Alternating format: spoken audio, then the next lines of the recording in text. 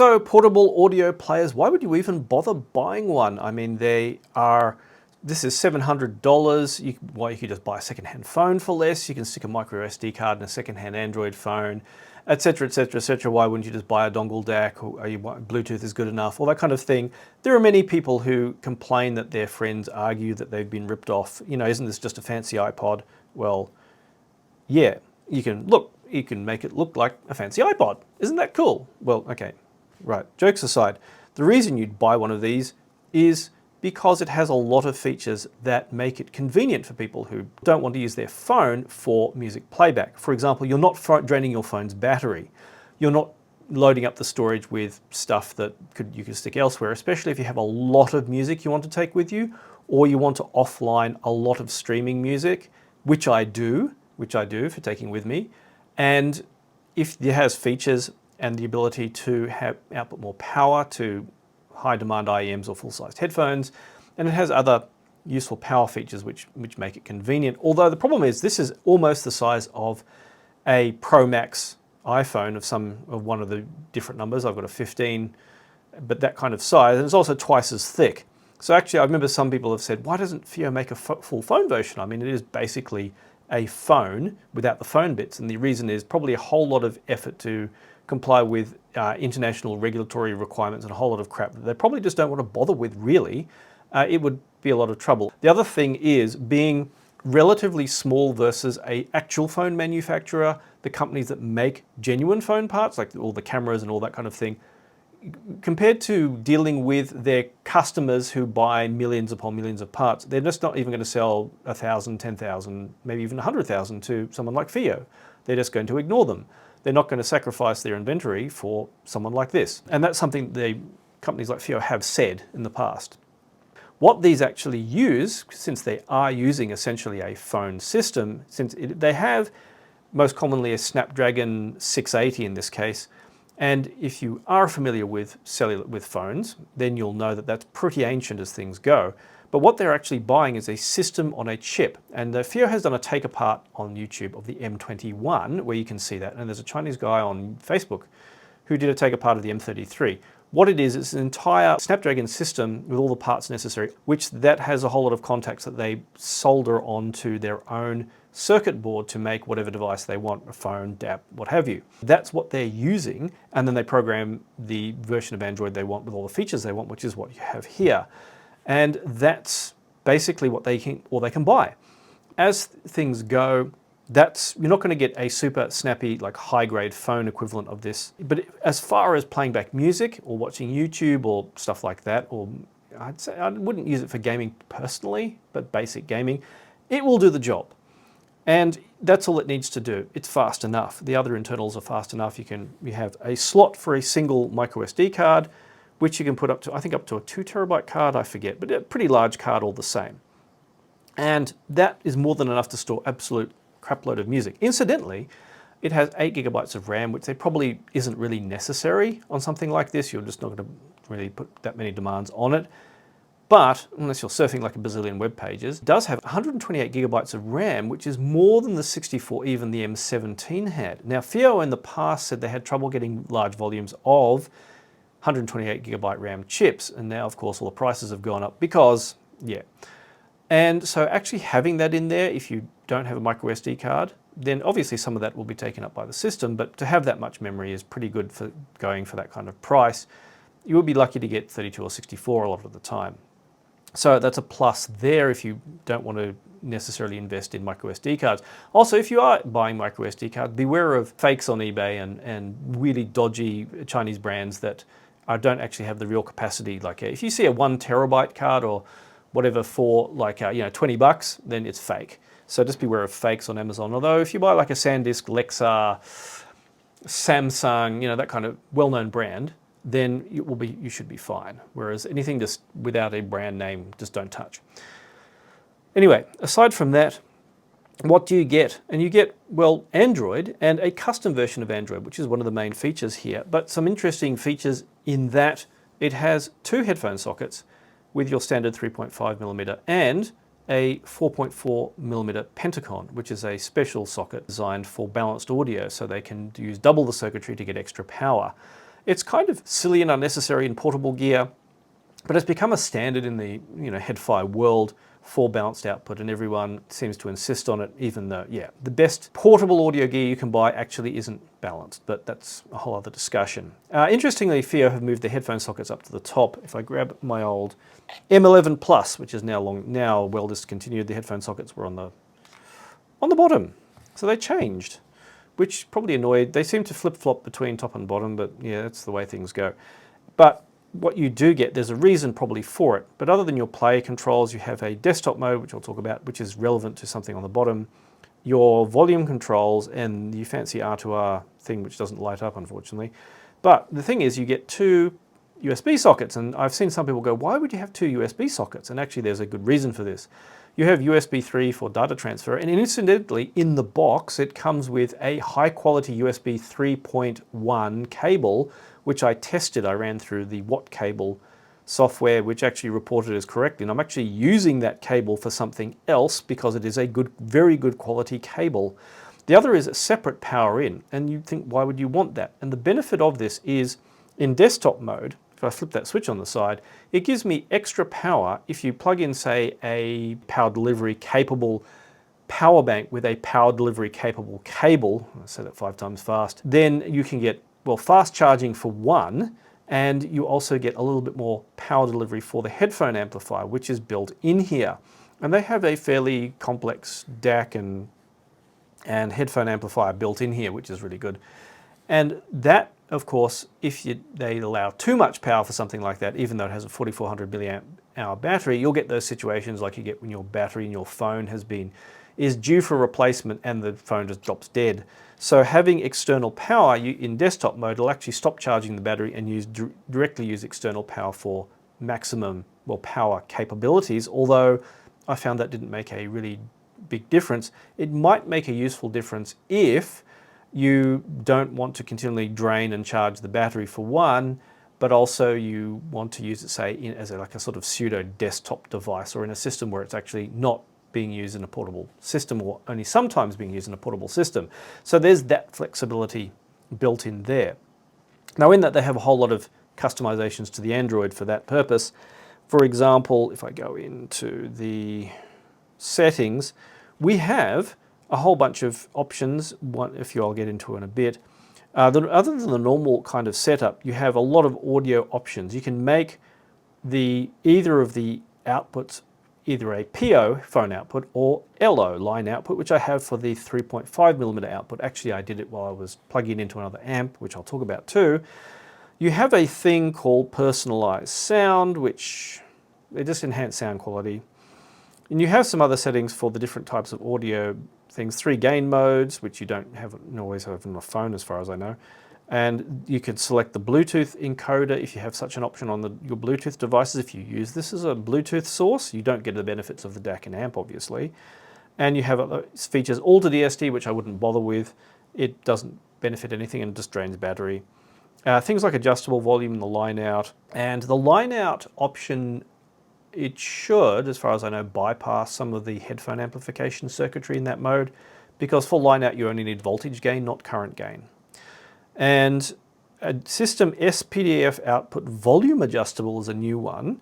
You can use SPDIF digital output from the top using a special plug, special adapter plug they have.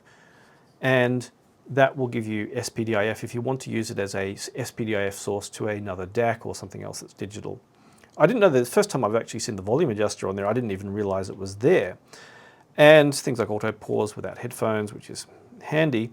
But the interesting thing is that it has a system equalizer now. And one of the complaints in the past was that the software, like the FiiO music player, which is the default, which I actually think is a good piece of software. Other people don't like it. I think it's actually pretty good for what features it has. It had a built-in equalizer, but you couldn't use the equalizer for anything else. So if you wanted to use the equalizer, they have the equalizer software. With other software, if you have, say, DB Power Amp or USB Audio Player Pro, which I don't know if I think that will go through the system thing. I can't remember, but other software, or Apple Music or whatever, and you want to use, say, auto EQ in your headphones or whatever, you can't do that. But now you can, because the EQ app is actually a separate app. And an interesting thing is they've shifted some of the features of what would require a system update into external apps. And you can see this is back from my Isvana video. I was using this with the Isvana headphones. So you can either work with any software because they're using their own audio layer inside Android. So then, as well as the things like pod mode and tape mode, if you want to make your thing look like the M21 did, but it doesn't have a fancy case, obviously. Pod mode, if you want to, say, if your friend, perfect for when your friends say, you know, the device is just a fancy iPod. Yes, it is. Very fancy iPod, in fact. You have a cast, though. I haven't ever played with that because I don't cast to anything, but you can. And the useful thing about it is, of course, you can run Google Play Store, you can run external app stores as you like, but if you don't want to log into Google or whatever, you could go into this applications thing and it has all the standard apps which it will download and update for you. So you have your FiiO ones, you have Apple Music, Amazon, Deezer, everything that you need, pretty much all the common ones and some Chinese ones as well. And you can run all of those, install and update them without having to worry about using any kind of app store. Now, of course, you can. It has app stores like the APK Pure, which is the biggest load of spam I've ever seen in an app in my life, and to a ridiculous degree, and even more than Google has become now. So things like that you can use. And also it has software or firmware update, which you can do online. It can check the firmware, and I have one for 1.0.2. Now, interestingly, FiiO tends to update the firmware for their DAPs for actually quite a while and provide bug fixes. And interestingly, they've only had 2 updates on this, and I think that's compared to, I think it was like 1.0.7 on some of the others. I wonder what's on this one, actually. Where's the technical support thing? This is a thing worth mentioning. When I'm looking here, I'm looking at this as an angle. It really goes dim on the old M11 Plus, whereas this has a... Turn the screen off, silly me. Whereas this seems to have slightly better viewing angle than the old one. It'd probably help if I was... It has better viewing angles if you're not looking at it straight, whereas the M11 Plus doesn't. I don't have an M23 to compare, unfortunately. But what was this? I was going to look in. All the apps and everything on here are in completely different locations now because this I've had for years sitting here. 1.0.4, and I think they've improved they've fixed a lot of bugs in their software in general, so newer DAPs that come out are maybe less buggy, I'm not sure. But anyway, only 1.0.2, but they seem to update for quite a while with bug fixes, so for a couple of years at least, which I think is pretty good going. The other updates, of course, being through the apps are convenient, but if you don't want to use the FiiO app, which I think, I'm not going to talk about it much, you can download it onto your phone and you can try it out. It does have quite a variety of features. It tells you if the music you've got is high res or not, if it's DSD. You can see got everything going on in there. And it has a lot of options for playback. I'll just quickly scroll through them if you need to. But you can play with that. It's actually, I think, a pretty good app as things go. But if you want to use whatever your favorite app is, it should work. The only one that didn't work for me was R2R. And I'm really kind of pissed off about that because I paid for lifetime of R2R, actually, thankfully, when it was much cheaper than it is now. And when I go through to this, it will not show it as being high-res capable, only 48K, which really sucks. And R2R know about this. They've been told a million times. Why does it only work on phones and not work on all the DAPs? Because people use DAPs for music and they've, mumbled stuff and, but it uses a different kind of Android and stuff like that. Well, like every other music player has adapted for these DAPs and they haven't. So that's just my rant. I just use Cobars. That works fine because I'm using Cobars in R2R anyway, and I offline a whole lot of music, something you can't do in R2R if it's streamed music. Anyway, everything else is fairly standard Android. So in terms of actual usage, otherwise, there are some funky features which I will talk about. You have a customizable button. The problem with this customizable button, which is hiding in a thing called Global, which allows you to adjust all the kind of hardware stuff, is you only have a limited number of things you can choose. Some of them make a lot of sense. Some of them are a bit of a head scratcher. Add to my favorites. Okay, switch songs randomly. Okay, that would make sense. I think that only works in the FiiO Music app though. Play, pause, obviously. Now, why would you have that when you, well, maybe if you want to have play and pause on both sides, I guess. Delete the currently playing song. Well, okay. Switch equalizer, which just cycles through the equalizer presets you've already created, which doesn't really make sense. It should pop up a menu or something so you can select one. Enter USB DAC mode. Well, I guess if you're doing that often, yeah, okay. Enter Bluetooth receiving mode, which I should mention those in a bit. Lock screen wake up, well, that's an alternative. If you don't want to use the button on top, you have it on the side, good idea. Enter cassette mode, okay. Open drop-down menu, which is what I have it at now. Switch personalized sound. Bring up the side volume bar.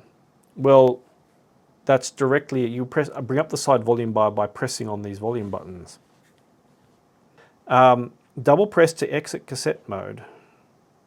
Okay. Or no function specified if you just want to disable it.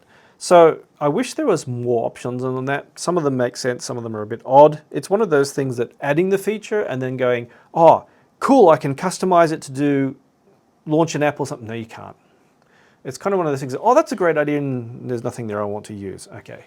It's, you know, if it doesn't have any function, you just leave it off. In that, though, there are, if I pull down the drop-down menu, different modes, which we saw in those settings. And there are 5, actually there are 7, hold on, 7-ish modes if we count the app-based ones. So Android mode is what it's in. Pure music mode just boots straight into the FiiO music player if you want to use it as a dumb player. AirPlay, self-explanatory, it will become an AirPlay receiver. USB DAC mode, you can plug it in via USB and use it as a DAC, literally as if it's a dumb DAC. Bluetooth receiving mode is the Bluetooth equivalent of USB DAC mode except via Bluetooth. The other 2 modes that you have, one is FiiO Roon, which will boot it up as a Roon endpoint, and obviously because Roon updates their software separately, it makes sense to have that as an app. And the other modes are things like cast mode, pod mode, tape mode, which are self-explanatory. They've just made them apps. Although, interestingly, with those, the settings for them are in the settings. Well, okay, that may under global of all places where you have the tape mode theme. If you want to geek at the tape mode themes, there are a whole bunch of various ones. Or pod mode, Spectrum themes they have as well. Spectrum themes optionally if you want to, or VU meter themes. So I think that actually would be useful in something like USB DAC mode. I'm not sure if you can run it in VU meter theme in USB DAC mode or something. So you could have it as a little portable or little thing on your desk as a VU meter. That would be cool if that works. Does that work? Mode change, USB DAC mode. I don't know if you can.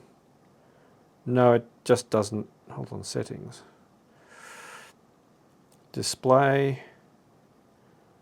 No, it doesn't. They should do that. It would be cool in USB DAC mode if you could use it as a little display as well. Audio? No. Well, you can get in USB DAC mode. You can now do useful stuff. Let's get out of that. Android mode. There we go. So that's the basic functionality. Now, what's the big deal about having an R2R DAC? Long story short, modern DACs use various chips from ESS Tech, Burr Brown, AKM, Cirrus Logic, and there's ROHM now as well. And those chips are the kind of modern deal as far as converting a digital audio back to its analog sound wave that can be put through an amplifier into your headphones or earphones or whatever. The old way, which was actually inside a chip, was to use a resistor ladder. And that literally maps the bits onto resistors of half values or value and a half value in a ladder so that each rung of the ladder becomes the equivalent of one of the bits. And it's technically very inaccurate compared to modern DAC chips. But when modern DAC chips became the thing, people didn't like how they sounded. Or I should say, liked how the music sounded through them. And as someone who's brought up with a piano in the house where I remember distinctly what piano harmonics sound like, you'd listen to piano through a modern DAC, at least say 10 years ago, for example, and it just didn't sound like a real piano. And I still am super sensitive to that. Things like cymbals, violin, and the like. If you appreciate acoustic music, it's a big deal. So R2R DACs have become popular again. Often, instead of using an R2R DAC chip, which is sort of difficult to do but can be done, they literally build their own resistor ladder. The problem with that is resistors are inaccurate things. With temperature changes, they change their value enough that will have an audible effect on the sound. So they tend to be a little bit technically poorer in terms of translation. Comparing to something like this M11 Plus, then there is actually, in practical terms, not a huge difference. Now the M11 Plus, because I have it here, I don't have the M23, which was just, I think they stopped selling it recently as well, which was the AKM version essentially of this, but with the headphone sockets on top rather than the bottom, has an ESS Tech DAC chip in it. Now I'd say that the ESS Tech DAC chip setup in this is a little bit clearer, a little bit sharper, but sometimes if you listen to music and you hear some cymbal hits or maybe bits of violin or piano, sometimes it doesn't sound quite real. It sounds like something's a little bit off. With an R2R DAC, although you probably lose a little bit of fidelity, it sounds a little bit more real. The other factor is, in terms of amplification, and this is something I've seen other people have trouble understanding, is it has up to, if you plug it in to power and turn it in desktop mode, up to 1.1 watts of power output, which sounds like an epic amount, because we've seen that you can actually get quite loud even up to, with regular headphones with only under 100 milliwatts of power. It doesn't actually require that much to get loud. But it's not about getting loud. Now, if you just stick a tone through something and say, well, you measure the power output, and you say, well, yes, it can get up to so many decibels. But music isn't a single tone. It's a complex changing tones, which are rapidly, changing very fast in some cases. And the electronics have to keep up with that. And they do that via a number of design aspects. And in doing so, for every 10 decibels you get louder, you need 10 times the amount of power output. So the demands on amplification change dramatically as you get louder, and this is very critical. Now, to go step back a bit, this DAP is about $7.99. Now, I tend to put players into, well, we'll say 3 or 4 categories. Basically, under $500, and this should probably go even lower. Maybe there's another category, sub 200 maybe, and over $500, which this is, $500 to $1,000, I should say, and then over $1,000. And there seems to be a delineation in capability between players in each of those ranges when it comes to amplification. Under $500, the amplification is kind of basic dongle DAC okay. When you get $500 to $1,000, the amplification seems to improve. Now, I'm comparing to the good old M21 player, which I still have here, and probably which had a flat battery because I forgot to charge it, and leaving it in the drawer for ages, the batteries tend to get flat. Compared to the M21, the amplification is a little bit better. And what was interesting comparing them is I thought, okay, let's see how these compare. I guessed that the M33 was going to sound a little bit better. So I made sure that the same volume level match to make sure that I was actually listening at the same level with headphones. And then switched from the M33 back to the M21. It was like, oh my God, that's so much worse. Now, it's not to say the M21 is bad, but when comparisons, as soon as you start comparing stuff, it becomes really obvious. I was actually really shocked when someone, and that someone can actually talk to me at CanJam if they like, said that they couldn't hear a difference between the M21 and M33. I was like, the difference was shocking. Now, it could be I was probably using Focal Utopias, which are $5,000 headphones, and very, very resolving $5,000 headphones. I'm not just talking about the price here. I'm talking about they are very excellent headphones. I was also probably listening to music, acoustic music, which was very high, well recorded. Although a lot of music I can usually make out quite a range of differences. And again, that's sensitivity. So actually it was such a step down to the M21. I was just like, okay, right, that's all I need. Like 10, 15, 20, 30 seconds, right, done. No more to discuss there. And so probably then if you go above $1,000, then you get into players that have better headphone amplification. And what does that mean? Well, even if something has a lower or higher output, it means nothing. So that 1100 milliwatts, well, let's see, my main headphone amplifier, which is a large tube amplifier, which is long discontinued, is about 1200 milliwatts, so 1.2 watts, similar level of power. So to think the logic that people have is that, oh, okay, it only has X amount of power. If you compare both of these, they'll sound exactly the same. Absolutely not. And it's not about how much power, it's how it delivers the power. So fast transients are going to be vastly better through my big tube amp, and I will be able to hear a wider, deeper sound stage. I'll hear more nuances from the instruments. I'll hear a lot more going on in there, even if I just plug in this player into the amplifier, the tube amplifier. And it's about power delivery. Now, how is this noticeable? If you plug in, say, some more demanding headphones, and one of my favorites for portability, although it's more demanding to drive, are Dan Clark Audio's E3s. And I often use them for testing gear because they're fairly demanding. Because they have less sensitivity than a lot of headphones, and that's a lot due to that AMTS system that used to filter the high frequencies, basically in front of the driver, it becomes something that restricts the air movement. That means I can turn them up, or need to turn them up, louder. And that means I will start getting towards the higher volumes and start getting over 80, maybe even 80. And some music I can easily get up to 100, so it goes up to 120.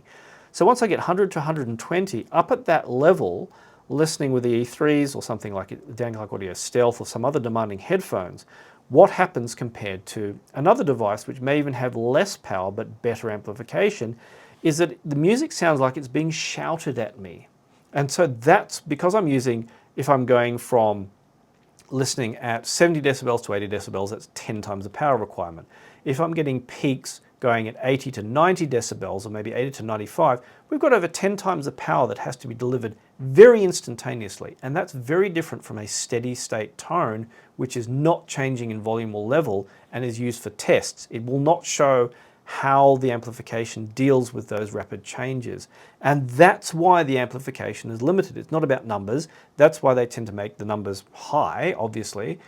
It's the kind of amplification as well, and how it's set up and how it can deliver transients. That is way more important than how much power you have, and which is why you can have a lower powered Class A amp, may even have better sound quality, better delivery, better more effortless delivery of the music than even a much higher power Class AB amp. And an obvious one, something like a small Schiit Audio Magni, has more power output technically than my Schiit Audio Mjolnir, but the Mjolnir just smokes it entirely in terms of music delivery, especially at high volumes with bass notes.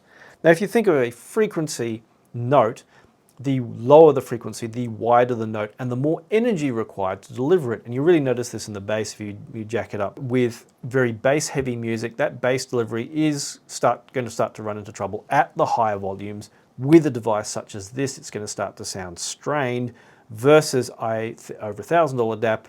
Now, that doesn't mean you have to go and buy a $4,000 DAP will make it that much better. Probably not. An M27 is probably about the practical limit because it has a gigantic battery and can a lot of space for a lot of capacitance, etc. But that's the reason you have crazy amounts of power in these things is musical transients, although you'll never actually use that, is to keep the amplification at a point where you're most likely going to be running in Class A for most stuff, and it will deliver the music very well because, again, most headphone amplifiers are Class AB. And you can it's more preferable for a manufacturer to make a Class AB amp which has higher numbers and it looks more impressive, then just stick a Class A amp in everything and go, look, the numbers are lower, but we promise you it's actually going to sound better.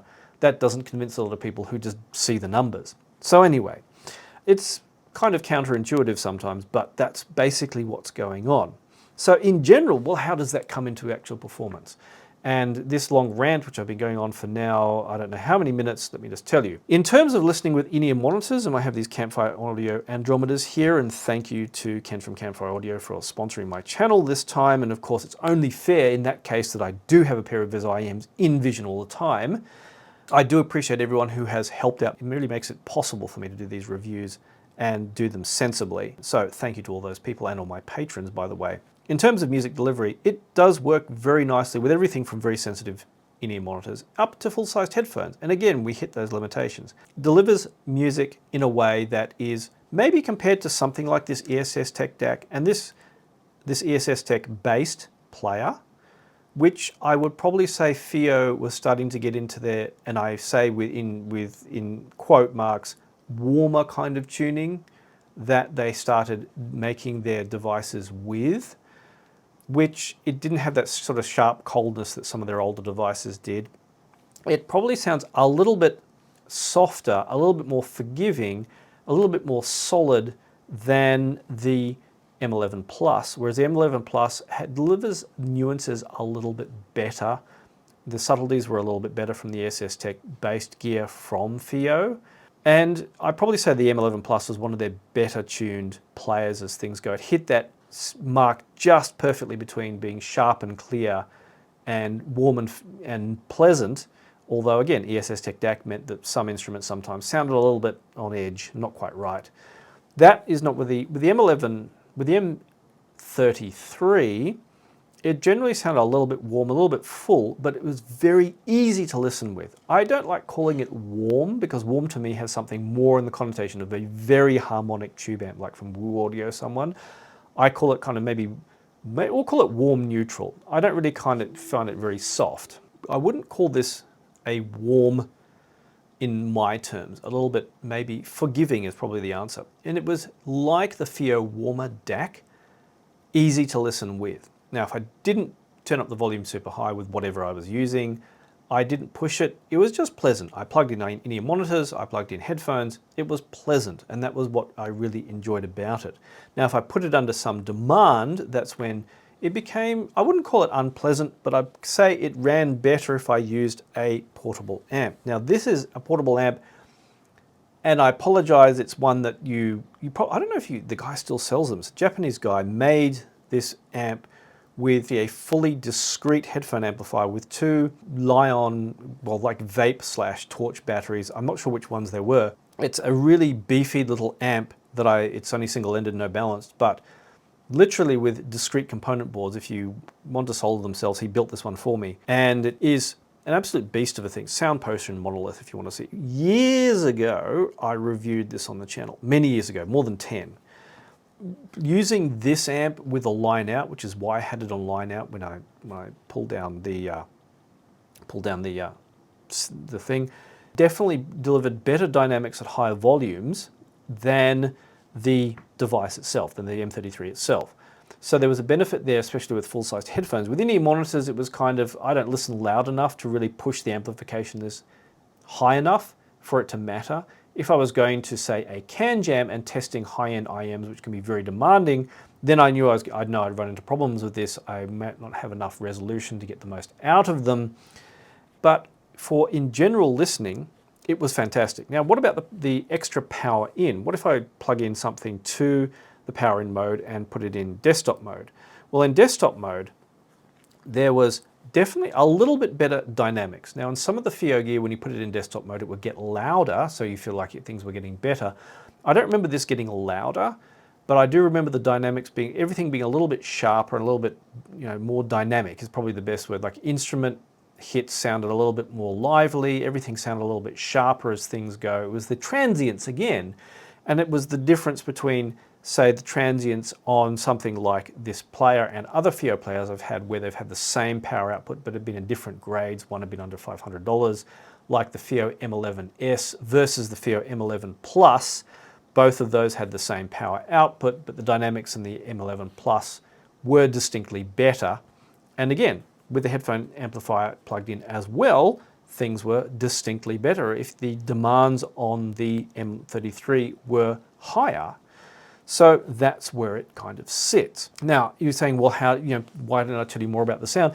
It's just one of those, it had that kind of tuning that doesn't make me think about how the device sounds. It doesn't make me think, oh, I wish instruments sounded a little bit more XYZ. It's not the most detailed sound, but it was the most smooth and pleasant and easy to listen with sound of the devices I've tried in terms of players for the most part. Now, how about other features and options? Well, I didn't try Alter DSD because I consider that kind of pointless. The enhanced sound mode, which is buried in the audio settings, which I've showed you before, somewhere down in here, enhanced music mode or something like that, which is personalized sound. I don't know why they call it personalized sound. I thought the enhanced sound quality sounded a little bit better. Flat sounded a little bit flatter.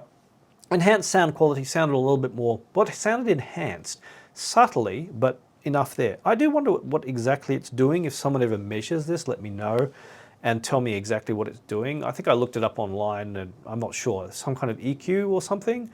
But whatever it was, I liked it better in enhanced sound mode. Now you can also, of course, change the audio into non-oversampling mode. Now, what does this mean? Oversampling mode means it runs a digital filter on the music, and this is very misunderstood by people. Normal music has a particular bandwidth, 20 hertz, 20 kilohertz, or 22 kilohertz approximately, with standard what we call CD quality music. There isn't actually any audio outside that in the musical file. What the filter does is it adds extra samples in there, calculates extra samples mathematically to ensure that the DAC does not add extra higher frequencies into the music when it's being played back, which it will if there aren't extra samples. As you get towards higher frequencies, you'll get a bit of a messed up signal, which I have shown in measurements I've done of DACs in and out of oversampling mode. The thing in putting into non-oversampling mode is you will lose some of the technical accuracy, but it will sound a little bit more softer and forgiving. Some people mistake this as being natural. It is not natural. Real instruments sound much more harsh, totally the opposite of soft and forgiving than people realize if you've ever been anywhere near something like a trumpet, and especially drums, and well, even piano played with very enthusiastically. Real music is actually much harsher than you think, but it will make the music a little bit more forgiving. I think it's really good if you have high-res music, because instead of the player upsampling the music, digital filtering on it, the music essentially affects that naturally. So if you had, instead of 44.1 kilohertz file, you had 88.2 or 96 or 192, that affects things like the equivalent of 2 or 4 times oversampling anyway, and that will push all the high frequency stuff way out into the well and truly inaudible area if you're playing back that music. And I find that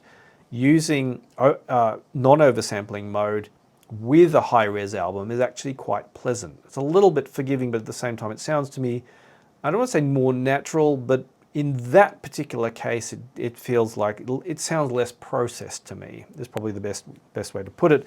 And maybe a tiny fraction more enjoyable. Would I notice if someone said, no, you've got to sit down and do a blind test between these things? Probably not. It's very subtle, but it's one of those subtle things like the difference between me setting the aircon in here at 26.5 degrees versus 26 degrees Celsius, not Fahrenheit, that it makes a subtle difference to my feeling about things. So that's the M33, and as a device, it has a lot that you can do with it. The other cool thing is that you can, down here it has in-vehicle mode, which means that it will show a display for the music, which is going to show it. Yep, it shows a big, easy to touch display. But the other one it has, which is also auto power on when USB is connected, that will allow it to be used in a car, for example, and I think your in-vehicle mode does that too, where when you turn the car on, when it receives power through the USB, it will automatically power up.